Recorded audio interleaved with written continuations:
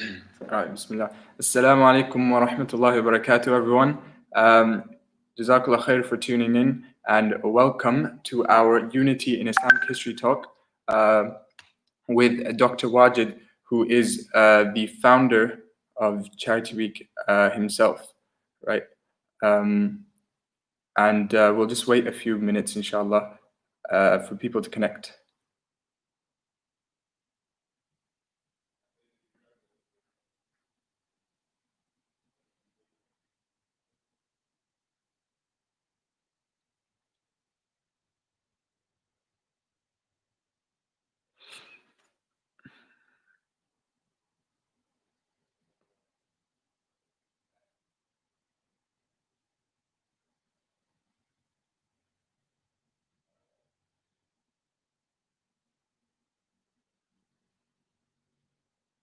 Inshallah, Plymouth in the building. Where the Exeter lot at?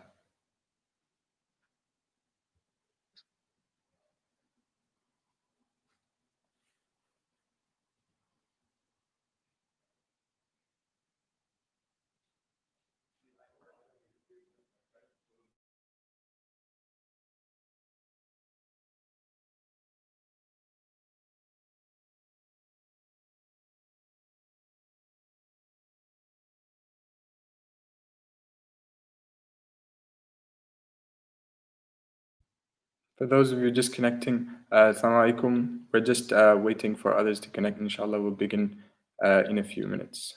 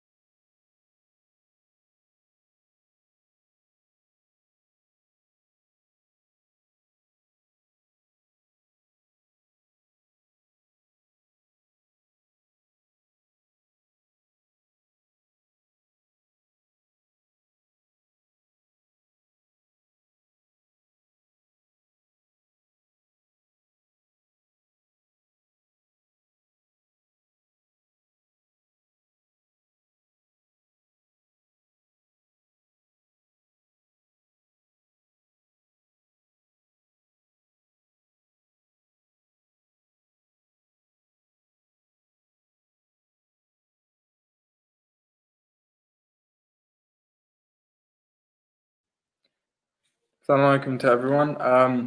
We'll just start in 1 minute, inshallah, at 5 past.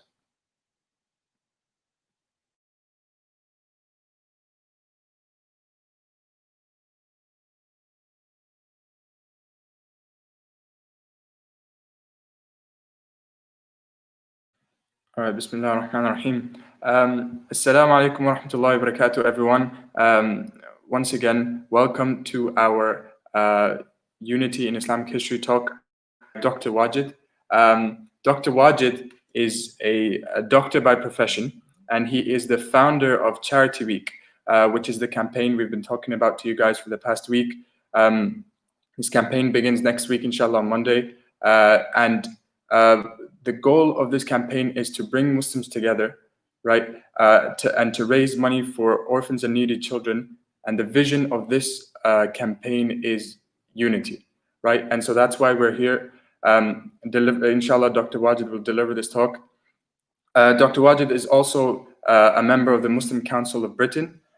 He is also a council member of the British Medical Association, BIMA. He is a contributor to Muslim Matters, and he is a huge history enthusiast and a very, very inspirational speaker. And I'm sure, inshallah, you'll all enjoy this. So without further ado, I'll pass it over to Dr. Wajid, inshallah.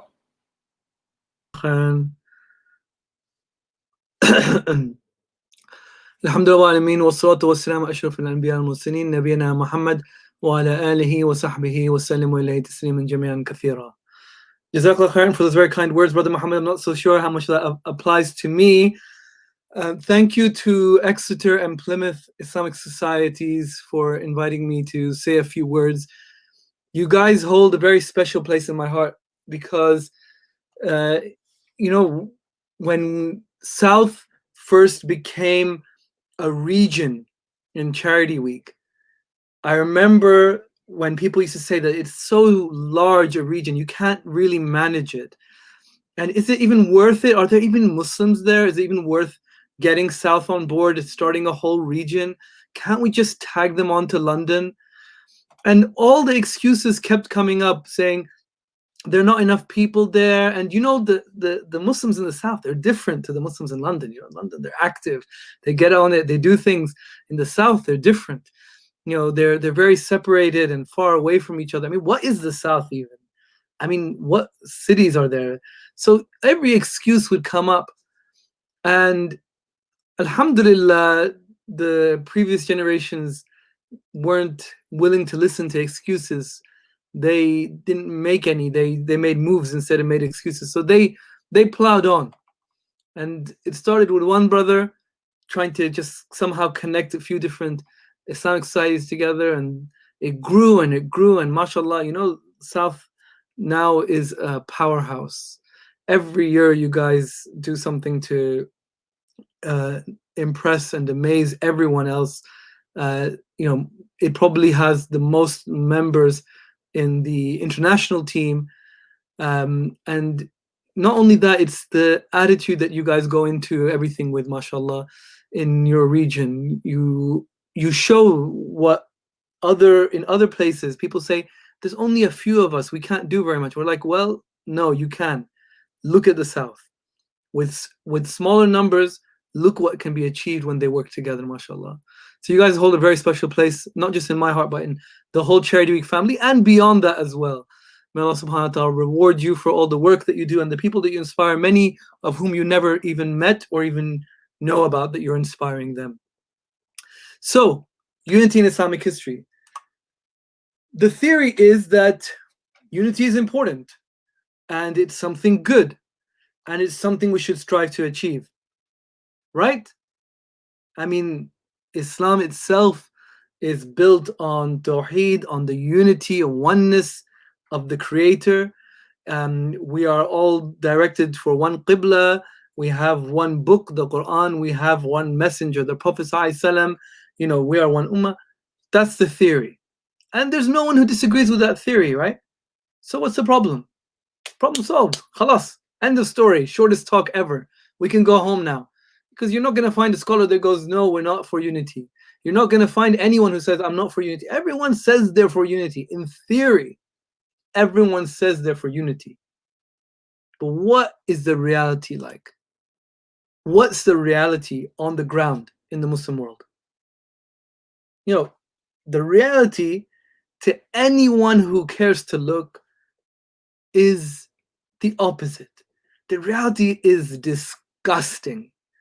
We are pathetic. We will literally do anything to backstab each other the first chance we get. If you want to look, just see what news was yesterday, right? One Muslim country just decided, wake up one morning and say, hey, we need money. We need, this is going to be good for us. We'll stab the Palestinians in the back. Hey, no problem. All good.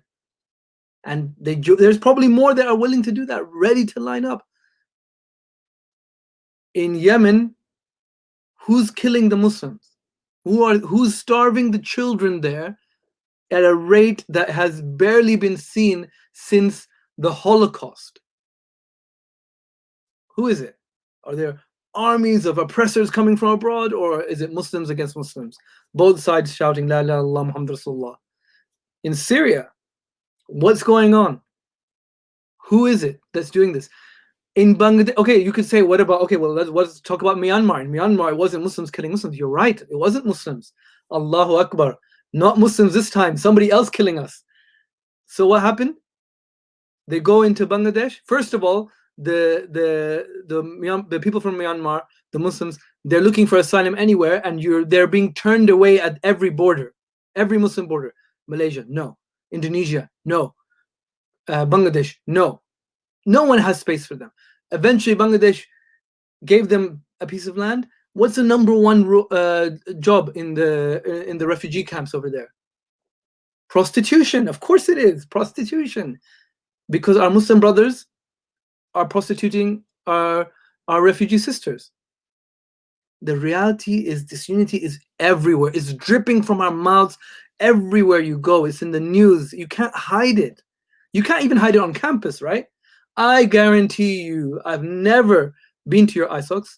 I've been to Exeter, I've been to Plymouth. Once I was visiting a friend, but I've never been to the actual Islamic Society many, many years ago. But I guarantee you that on campus, the Muslims don't just have an Islamic Society. Guaranteed, I know that. Because it's the same all across the world. There will be a Pak SOC, and a Bangla SOC, and an Arab SOC, and a Somali SOC, and a you name it SOC. Well, they will join it. There will be multiple SOCs forming. And if there isn't one, then it will be formed. Just wait. Why? Because we love disunity. We love to be separate. We love to not work together. We love to find any reason to not work together. If you have a Somali SOC, you'll have a Somaliland SOC, and they'll say, no, we won't work together. That's going to happen. I can, you can mark my words, write down a piece of paper that they will have separate SOCs for them, because there'll be some political differences. The reality is terrible. It's awful. And we're sick of it. But what was it like in history? Now, I'm going to take you back to history, just a whistle-stop tour, 3 instances of why we disunited. Because if you want to understand the value of unity, if you want to understand the value of anything, what I've realized is that you want to understand the value of anything, you just show what it's like when it's not there. They say that good health, is a crown that can only be seen by sick people. It's a crown that can only be seen by sick people. So if you have good health, you will not be able to see this crown. But if you are sick, if you have an illness, and you see others who enjoy good health, you look at them like people look at kings. SubhanAllah, look at how you could do this. I wish I didn't have this illness. I wish I look at that brother, look at that sister. They have good health. So you don't realize the value of your parents until you lose them. You don't realize the value of anything until you lose it. So let me show you 3 examples of when we lost our unity and what happened and why we lost it. The first one revolves around pride. Bayezid was an Ottoman sultan. He wasn't just any, many of you have watched Ertugrul, and it's amazing and it's fantastic, and your Ewallah and all these other things. I haven't seen it myself, but it's inspiring, the way that it's captured the imagination of so many people. So Bayezid was an Ottoman sultan, but he wasn't just like any Ottoman sultan. This guy was a legend. He won every war, and he didn't just win every war that he was in. He won them at breakneck speed. So they literally named him Bayezid Yildirim, Bayezid the Thunderbolt, because he would literally just bang, knock out his enemies and take over. This guy was unstoppable. And he was a good Muslim. He was a great ruler. People loved him. The entire package, mashallah. What can go wrong? And he was on a collision course with Europe. He had one objective. I will conquer, start off with the Balkans, and then so on and so forth. And he had one objective, Vienna, and take it forward from there. At the same time, there was Timur. At the same time, this guy, Timur, was on the other end of the Muslim world. And Timur, he had a very interesting life, but at this stage, he had become the unparalleled, unchallenged ruler of the whole of the Central Asian Muslim lands. Bukhara, Samarkand, all those places, that was him, Timur. And he was again unstoppable. This guy, you can't stand against him. Undefeated, this guy, world champion, this guy never lost a battle. One against another, and he was on one-way track, China. I'm taking China. I'm next door to China. It's done. It's time to take China. Now it's difficult enough, when you to imagine a time when we have like one great warrior king, but imagine having two of them at the same time and on different ends of the earth. One on the left, on the western end, and one on the eastern end. One facing Europe and one facing China. Like things are going well. But what happened? In between these two was the Byzantine Empire. The remaining small Byzantine Empire, it's really shrunk by now. And the Byzantine Emperor realized, he goes, you know what? If we let them just do what they're doing, the rest of the world will become Muslim. We got to do something about it. So he wrote a letter to Timur, and he said, he wrote a letter to Timur saying that Bayezid wants to challenge you. And he wrote a letter to Bayezid saying Timur wants to challenge you. And they both said, you know what? There can be only one king on earth. One Zilla Ilah. What does Zilla Ilah mean? Shadow of God. That's what the Muslim rulers used to call themselves. The shadow of God on earth. There can only be one shadow of God on earth. And therefore we have to turn around and fight each other. So at the Battle of Angora, which is now known as Ankara, the capital of Turkey, the undefeated Bayezid, Thunderbolt, and Timur fought each other in their great big armies. And by the end of it, the Ottomans were defeated. Timur had won, and he had captured Bayezid, and he kept him in a cage, they say. He kept him in a cage. Eventually, Bayezid went crazy and bashed his brains out on the bars of the cage. Timur never looked back towards China again. He just continued killing Muslims most of his life. And Bayezid was killed, and his descendants fought each other for the next few decades. Look what disunity did to us. Pride. These two rulers were proud and arrogant that they felt, you know what? We can't share the world between us. We can't even just live with a continent between us. We have to destroy each other. Isn't that what happens nowadays? If you have one Muslim charity, you can't have one big Muslim charity. You have to have 20 Muslim charities. You have to have, you come up with a great idea, I guarantee you there'll be 50 other people who copycat your idea straight away. No problem, no question. Just photocopy, because we can't have it.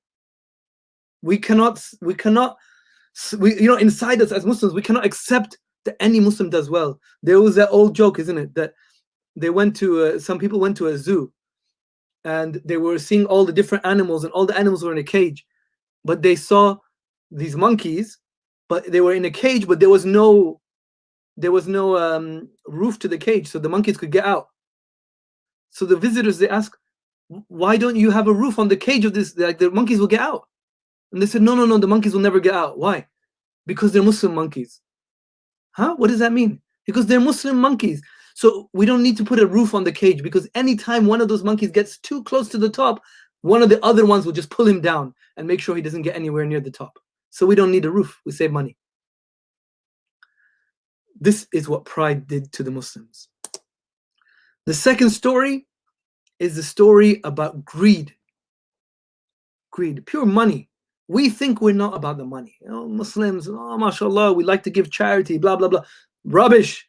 You can buy and sell most Muslims and most Muslim countries for just pennies, whatever you want. Just rub a few gold in their face and they'll sell anything out. We've seen this in history, and they're doing it today. So, what's the story? The story is of the Mughals. The Mughal Empire was the richest empire in the world at its time. How rich? How rich was the Mughal Empire?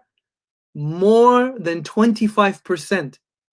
So more than a quarter of every single penny in the world was in this empire. Even today, America is not that rich. Even today, China is not that rich. A quarter of all the money in the world was in this one empire. The Mughal emperor was so rich, like you could see, he's blinged, like forget the rappers. The rappers look like beggars compared to, the Mughal emperor, right? He's literally head to toe covered. His turban had to be made higher so it could contain all the jewelry. And he's got rings on every finger and bangles up the arms and just dripping in necklaces and pearls. The Mughal emperor could wear a different set of jewels and diamonds and rubies and rings from head to toe every single day of his life. You cannot even wear a different set of, if you wore a different pair of socks every day of your life, you'd probably be a millionaire, right? You can't even think of doing that. Of not even wearing the same clothes, just wearing the same clothes once a week. Every single day of his life, he could change the drip in different jewelry and never wear that one again. That's how rich these guys were. That's how powerful they were. And yet, because of greed, they were taken over slowly by the Portuguese and by the British and the East India Company, and eventually it reached a stage where they were taken over by the East India Company. But in 1857, they decided that enough was enough. We're not going to take this anymore. So even the Hindus and the Muslims and everyone, it was in India, there was a multicultural state. They all united under the Mughal banner. They all united under their leadership and fought back against the East India Company. Now, the entire East, the East India Company? The East India Company was one building in the Docklands, which is about literally 10, 15 miles away from where I live right now. One building, and it had 20 to 30 employees. That's it. 20 to 30 employees. And yet, they managed to take over a country which had 300 million people. In fact, the entire British and East India Company army could be fit into one stadium today, like a medium-sized stadium, 40,000 stadium. And how did they control this 300? I mean, if the 300 million literally just walked over them, they would be crushed. So how could they control? How could they win? 1857, it's a cakewalk. The Mughals will definitely destroy the East India Company. But what happened?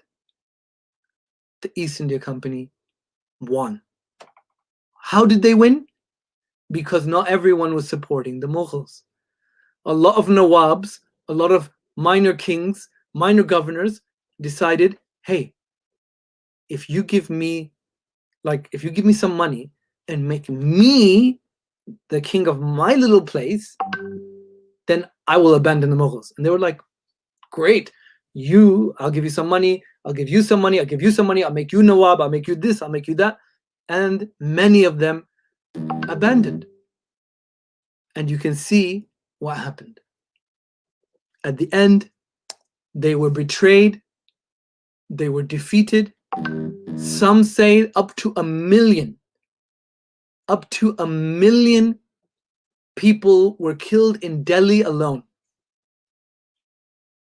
They say that there wasn't a single tree that did not have a scholar hanging from it. Eventually, the Mughal emperor himself was found, because he left his palace and he was hiding in the grave, in the tomb of his ancestor Humayun. But his own father-in-law, his favorite young wife's father, his own father-in-law sold him out. That's what betrayal looks like. Then what happened? What was the result of this betrayal? For almost 100 years, India, Pakistan, Bangladesh, parts of Afghanistan, all lived under the oppression of the East India Company and the Raj. And then what was the legacy of this? Millions died after. Millions perished in the partition. People still continuing to fight. Where did this start? Where did disunity start? started here. And why did it start? Money. And we'll look at that and say, what a loser. How could they betray? How could they sell people out for money? How could they break the unity for money? Well, we do it all the time. We see it every year in CW, don't we? We see it every year. This is the one project that unites people from across the world. This is the only project that has Muslims uniting in 7 countries of all ages, of all sizes, of all types, working together, inspiring them, motivating them. This is the only project where you can turn around and build not 1 or 2 hospitals, but 7 hospitals in one go in Syria. This is the only project where you can build you cannot just like help 10 children, which is great, but you can build 4 malnutrition centers because we're all working together. This is the only project, and still there'll be every year it's the same thing. Somebody came to me and flashed £1,000, and I was like, I need that £1,000. What for? What do you need it for? That's what everyone's saying, right? Everyone's like, hey, I have to screw over Palestine because somebody gave me some money. I need money for my peoples. I need it for my kebabs and my Eid dinner. I need it for my printing my leaflets. Well, I don't know what you need it for, but whatever you need it for, you should know what you're doing is not right. It doesn't make sense. The example you're setting doesn't make sense. This is exactly you can't complain when the people at the higher level do it if we're doing it at this level too. There needs to be at some level that we turn around and we say, unity is worth more than any amount of goddamn money that someone gives you. You can't buy and sell your ISOC, please. And if I sound pissed off, it is because I am. And lastly, nationalism. What's nationalism got to do with it? This is the worst of all. This is the disunity that is really, really been destroying the Muslims the worst for the last hundreds or so years. There was a professor in London. He's a professor of history and international relations. And he wrote a book, and he said that Islam has overcome every ideology that has tried to overtake it. Communism, this ism, that ism, whatever ism it is, capitalism. Islam has an answer to every ideology. The only one that has defeated Islam is nationalism. And what he's saying is true. Nationalism is the new religion of so much of the Muslim world. We say we're Muslim, but we act like our passport tells us to. It's our country's in the bad first, and Islam is always like just like a part of my bio on whatever social media platform I'm on. The Ottomans controlled Jerusalem. And they didn't just control it, they looked after, they were the custodians of Jerusalem. When they controlled it, they beautified it. You see the Dome of the Rock today, it looks like that because of the Ottomans. It didn't look like this beautiful blue tiles. This is Turkish tiles. It wasn't blue like this. That beautiful golden dome that stand out from miles away, again, that was the work of the Suleiman the Magnificent, the Ottoman Sultan. They used to look after and take care of these sites. And yes, they have many problems. I can do a whole lecture on the problems of the Ottomans, on the corruption, on the way that they abused their power, on things that they did wrong. Racism, sexism definitely was there. We shouldn't cover over it. They were just angels. They weren't. But they were not devils either. And they controlled Jerusalem for the Muslims. And when they controlled Jerusalem, everyone had access. Jewish people had access there. The Christian people had access there. Everyone had access to the city. It was open to everyone. No one was oppressed in Jerusalem. You can go and look for a single source that talks about oppression in Jerusalem of any religious community. It does not exist. And then what happened? World War I happens. And during World War I, the Ottomans they go on the side of these central powers. So the Ottomans are fighting the British, the Russians, the French, the Australians, the Kiwis from New Zealand, the Armenians. They're fighting from all sides. And while they're fighting on all sides and losing, the Italians from in North Africa, while they're fighting from all sides, from the back, this happens. The Arab Revolt. It was organized by Lawrence of Arabia, but there were others as well. And you can see the flag, which is the flag that you see of most Arab countries. A lot of these flags, almost, where did all these flags come from? These flags were all made where? In London. In Whitehall, if you go to Whitehall and you see the Foreign Office, you can actually stand on the ground floor and look up to the second floor. There's a room, it's called the map room, and that's where the Middle East was divided. That's where these flags were designed, because they were like, these Arabs are ragtag bunch. They're not efficient. They're not fighting well. So they're like, let's make them some flags and make them like, go team behind their flags, which they're still doing to this day. So they started the Arab Revolt and they started fighting. Who? They started fighting the Ottomans. World War I going on. You had no one else to fight but your fellow Muslims. So they fought. And they defeated them. They kicked them out of Mecca. They kicked them out of Medina. And there's a whole story about how they kicked them out of Medina.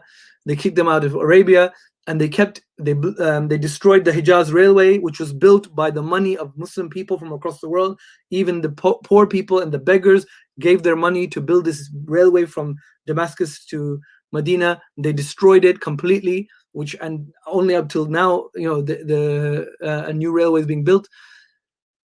And they went forward and forward and forward, and along with them, they went with the British Army until they eventually took Jerusalem. It wasn't the Arabs who took Jerusalem; it was General Allenby and the British Army who entered Jerusalem. And when they entered, the newspapers in England, and you can read them, they said, "Today the Crusades are over. Finally, we rescued Jerusalem after 600 plus years of Muslim rule." So, we thought the Crusades were over a long time ago, but we were wrong. In their head, the Crusades were still going on, unfortunately. So they entered, and along with them entered who?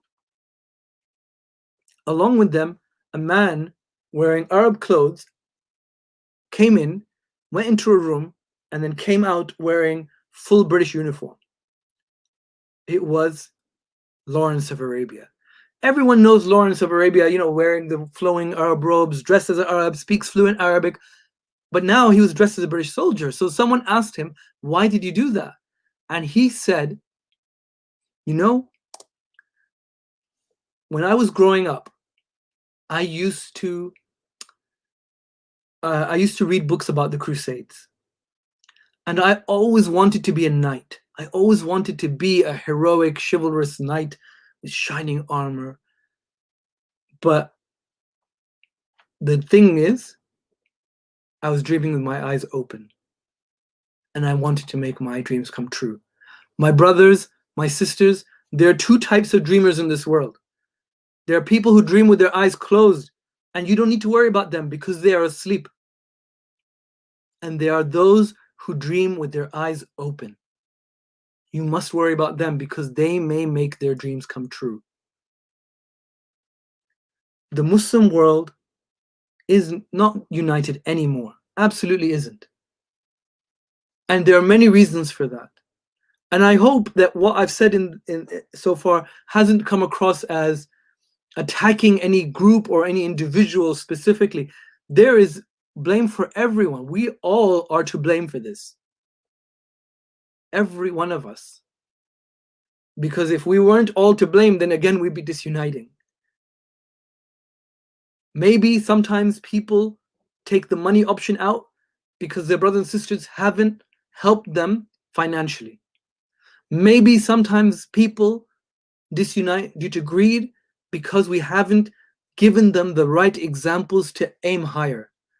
Maybe sometimes people follow nationalism because nationalism has a flag, nationalism has a currency, nationalism seems like a sense of value and worth that they're not getting from Islam. And we need to change that. This isn't to say you should be disloyal to your country. This isn't to say that, oh, you know what, be disloyal to whichever country you're living in. Of course not. That's not what we're talking about. You should always be a good citizen for whichever country you're in. But nationalism is very different to patriotism. Patriotism is being, a good person for your country, for your nation. Nationalism means elevating yourself above another nation, differentiating yourself. Not, like it says in Islam, that we have created different nations so that you may know each other. Nationalism is different nations so that you may subjugate each other. Nationalism, which is why the Nazi Party was the National Socialist Party, right? Nationalism is not great. Patriotism is good. Being patriotic is good. Being a good citizen is good. Also, being someone who puts others before themselves. Being someone who thinks about the world before themselves. We need this today. Climate change will not be solved by any one nation. Climate change will only be solved when all nations put aside everything and unite. COVID is a beautiful example. No one nation can work on COVID alone. We all have to work together. Otherwise, we will be defeated. Any single huge problem that afflicts humanity, whether it's coronavirus, whether it's climate change, whether it's poverty, whether it's child hunger, whatever it may be, we can only defeat it when we unite together. So my brothers, my sisters, what I'm saying to you today is really important because we're on the eve of Charity Week now. And Charity Week is really about spreading this message.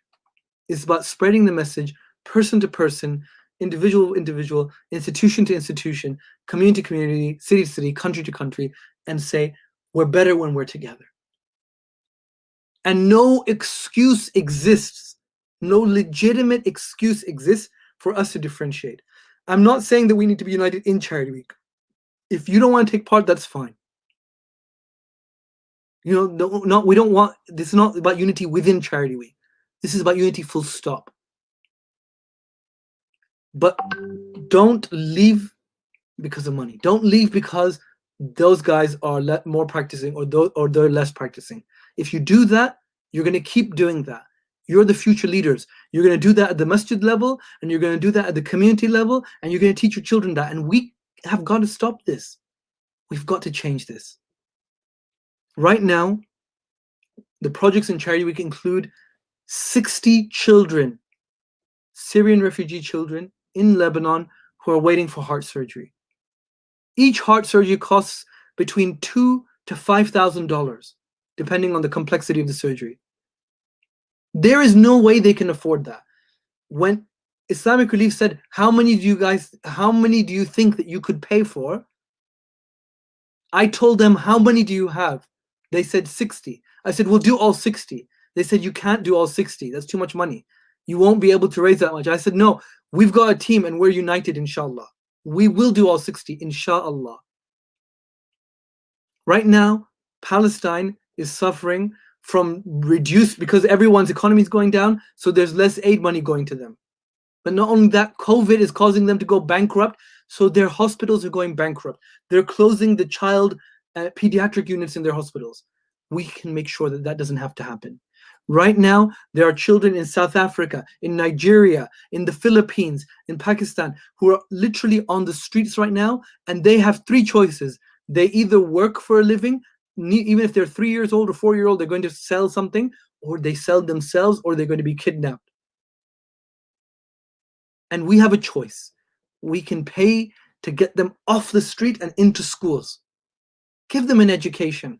Break this cycle. But we need to work together. Right now, in Yemen, There are malnutrition centers which are running out of money, and we can keep them going. But we need to work together. We need to work together. We need to take, this is the last moments. These are the last moments. You are literally now 1 week away. This is it. This is your last chance. This is the last minute of the World Cup final. This is the last minute of the NBA playoffs. This is the last play of the game. And at this point, in this last minute, what you do will determine whether we win as champions, whether we win, whether we're united, or whether we don't. The ball is in your hands. And we've got only 1 week left. Let's pull out all the stops, inshallah. Let us unite. Let us work together and unite like we've never done before, inshallah. Let us show them how it's done. Exeter and Plymouth and everyone else leading the way. Let's show them, inshallah, what is possible when we put aside our differences, when we put aside our own interests for the favor of others. Let's show them what is possible when we unite under the banner of Islam and under the banner of the one who's buried in that grave there in Medina. Subhanallah, bihamdika, nastaghfiruka wa natubu ilayk. Jazakallahu khairan.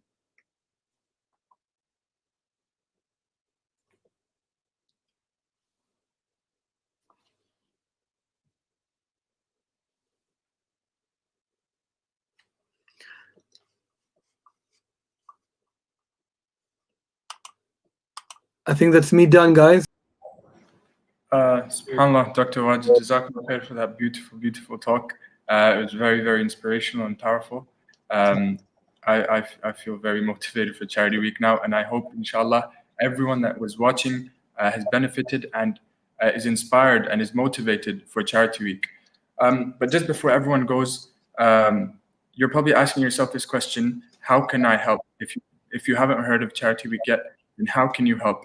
Well, Charity Week this year has come up with with something called the 2020 challenge.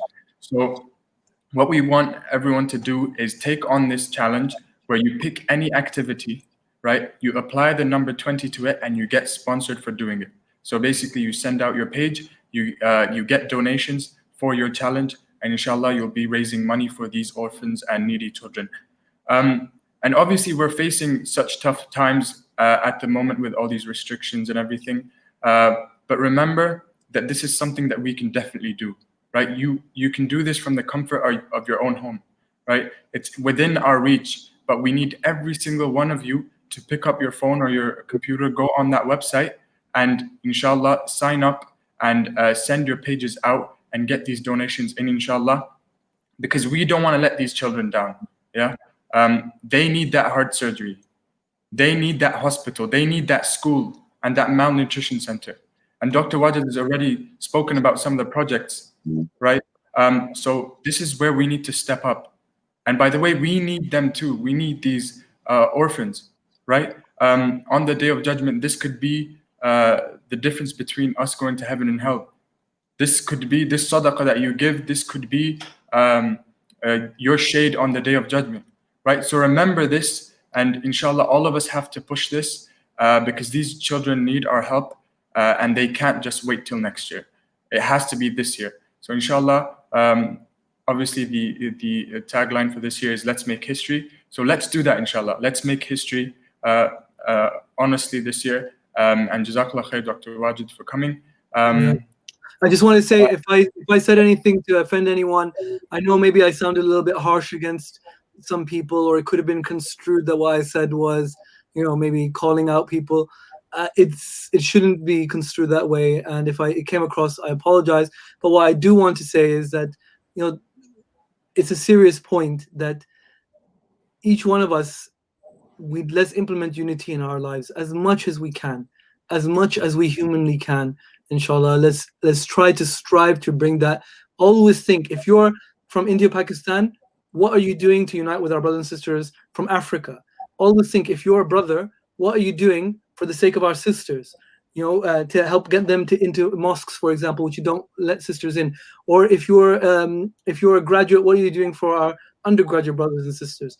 Always think what you could do for the others, and if you always think like that, inshallah, we'll be doing more to connect each other as Muslims. And if we have made any mistakes, and I'm sure I have, especially in a conversation like this, there's a lot of generalization, so people can take it a lot of different ways. Then ask for forgiveness, inshallah. And Jazakallah khair for your for the opportunity to share some words. I mean, Jazakallah khair, Dr. Wajid. Just before everyone goes, as well, tomorrow we have an event among us for both brothers and sisters. So please come and join us for that. And definitely go onto our socials where we'll be uploading all the events for next week and how you can stay up to date, inshallah. And with that, سبحانك اللهم وبحمدك نشهد أن لا إله إلا أنت نستغفرك ونتوب إليك. السلام عليكم ورحمة الله وبركاته. Salam.